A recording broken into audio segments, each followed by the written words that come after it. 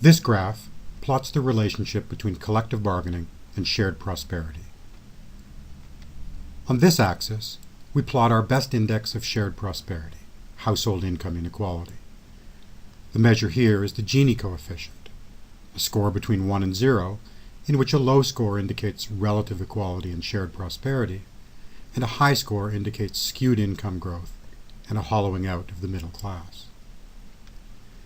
And on this axis, we plot the share of the workforce who are covered by collective bargaining. The relationship between these measures is pretty clear. When workers can exercise their bargaining power through collective agreements, they win better wages for themselves and they raise wage standards for everyone else. When this bargaining power is lost, wages and incomes can be expected to decline.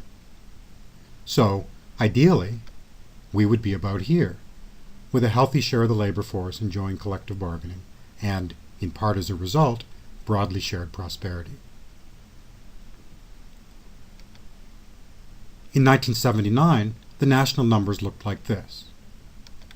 Just over 27% of workers set their wages through collective bargaining, and inequality on the Gini scale was 0.415. The rank of the individual states in 1979, on both shared prosperity and access to collective bargaining, varied widely. Workers in urban and industrial states, generally speaking, enjoyed broader access to collective bargaining and more broadly shared prosperity.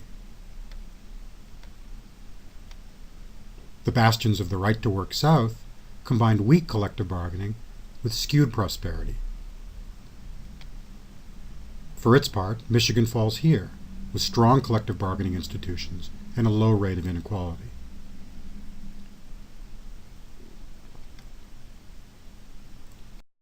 Over the next 10 years, from 1979 to 1989, there was a profound shift, marked by an erosion of both collective bargaining and shared prosperity. Nationally, the reach of collective bargaining fell to under 19%, and incomes became less broadly shared. State ranks still varied, but they moved in the same dismal direction.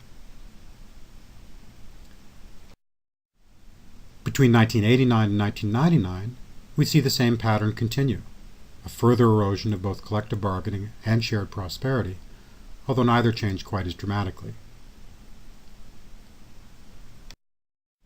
And between 1999 and 2009, things get a little worse still.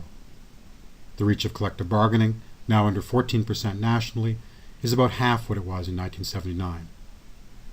In Michigan, the fall is even more dramatic, from 40% in 1979 to under 20% in 2009.